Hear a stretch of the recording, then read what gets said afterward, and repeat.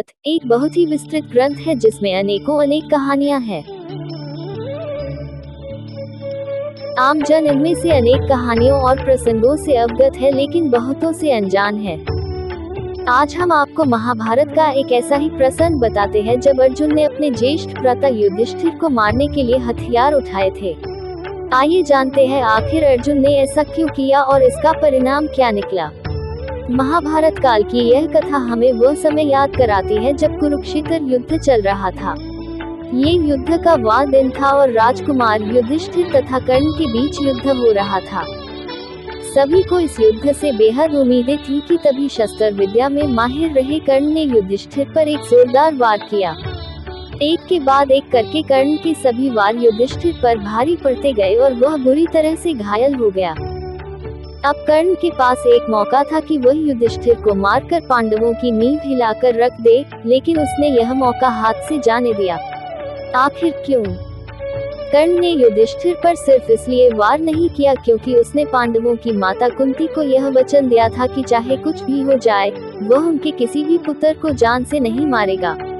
और यही कारण था कि ना चाहते हुए भी कर्ण ने युधिष्ठिर को जीवित ही जाने दिया। जब अनुज नकुल तथा सहदेव ने अपने ज्येष्ठ भ्राता राजकुमार युधिष्ठिर की यह हालत देखी तो शीघ्र ही उन्हें तंबू में ले गए, जहां उनकी मरहम पट्टी के सभी इंतजाम किए गए। जब तीनों भाई तंबू में थे तो बाकी दो भाई अर्जुन तथा भीम अभी भी युद्ध में शत्रुओं की सेना से संघर्ष कर रहे थे। अचानक ही अर्जुन को राजकुमार युधिष्ठिर की अनुपस्थिति का एहसास हुआ और उन्होंने भीम से इस बारे में पूछताछ की। तब भीम ने बताया कि किस तरह से कर्ण तथा युधिष्ठिर के बीच हुए द्वंद्व युद्ध में भ्राता युधिष्ठिर घायल हो गए, जिसके बाद उन्हें विश्राम करने के लिए ले जाया गया है। तभी भीम ने अर्जुन से कहा कि वह शत्रुओं को अकेले ही संभाल लेंगे और अर्जुन से आग्रह किया कि वे भ्राता युधिष्ठिर के पास जाएं और उनके स्वास्थ्य का ब्यौरा लें। आज्ञानुसार राजकुमार अर्जुन उस तंबू की ओर चले दिए, जहां युधिष्ठिर घायल अवस्था में पीड़ा से जूझ रहे थे। तंबू में लेटे हुए युधिष्ठिर ने अचानक ही अपने अनुज को अपनी ओर आते हुए देखा। अर्जुन को देख उनकी खुशी का ठिकाना ना रहा। वो समझ गए कि हो ना हो अर्जुन युद्ध में कर्ण पर विजय प्राप्त कर उनके पास खुशखबरी लेकर आ रहे हैं। वो अंदर ही अंदर बेहद गर्व महसूस कर रहे थे कि उनकी इस हालत के लिए जिम्मेदार व्यक्ति को उनके अनुज ने दंड दे दिया है और अवश्य ही अर्जुन ने कर्ण को मार दिया होगा। लेकिन युधिष्ठिर सतह से अनजान थे। तंबू में प्रवेश करते ही अर्जुन ने ज्येष्ठ भ्राता को प्रणाम किया और उनसे उनके स्वास्थ्य के बारे में पूछा। लेकिन इससे ज्यादा तो युधिष्ठिर इस बात को सुनने के लिए ज्यादा उत्तेजित हो रहे थे कि अर्जुन ने कर्ण को मारा या नहीं। लेकिन तभी राजकुमार अर्जुन द्वारा वहां आने का असली कारण व्यक्त किया गया। उन्होंने बताया कि कैसे भीम ने युधिष्ठिर के घायल होने की खबर सुनाई, जिसके बाद वह दौड़े दौड़े उनकी स्थिति का ब्यौरा लेने आ गए। अर्जुन के मुख से सच्चाई सुनते ही युधिष्ठिर अपना आपा खो बैठे। वो सच उनकी भावनाओं को ठेस पहुंचा रहा था। उन्हें ऐसा महसूस हुआ मानो कोई उनके सम्मान को तीर के समान चीरता हुआ जा रहा हो।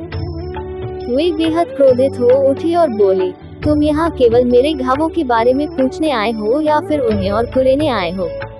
तुम किस प्रकार के अनुज हो जो अब तक अपने ज्येष्ठ भ्राता के अपमान का बदला नहीं ले सके? उद्धरण चिन्ह। युधिष्ठिर के इन कटु वचनों को सुनकर अर्जुन बेहद शर्मिंदा महसूस कर रहे थे, लेकिन युधिष्ठिर का क्रोध शांत नहीं हो रहा था।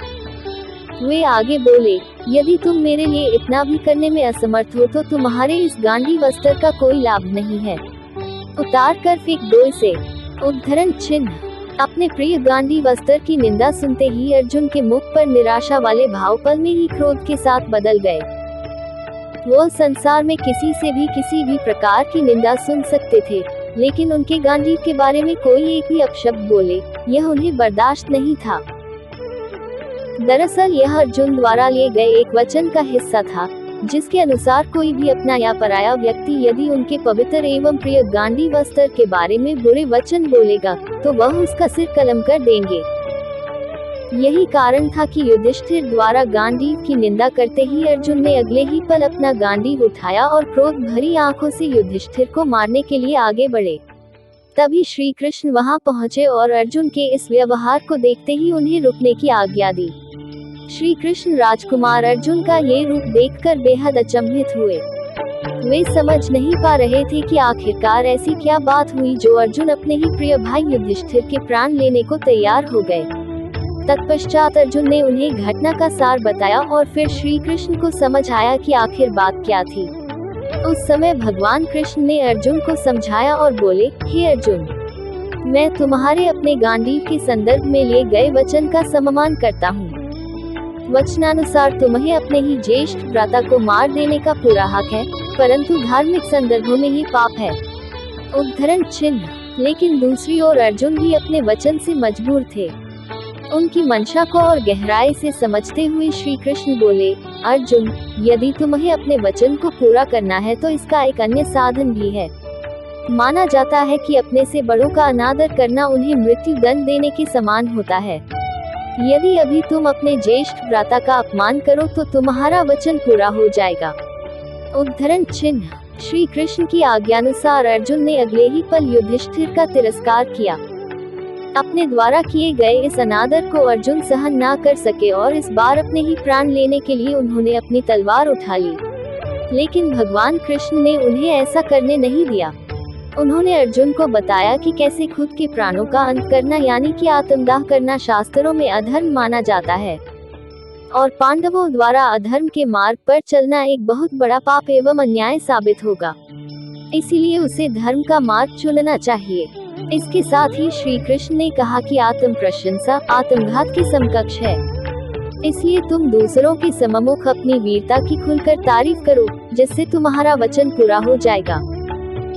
श्री कृष्ण के इन वचनों को सुन धीरे धीरे राजकुमार अर्जुन का क्रोध शांत हुआ और उन्होंने खुद के सिर पर रखी उस तलवार को नीचे उतार कर फेंक दिया। इस प्रकार भगवान कृष्ण के निर्देशों से राजकुमार अर्जुन का वचन पूरा हुआ और साथ ही वह किसी भी प्रकार का अधर्म करने से बच गए।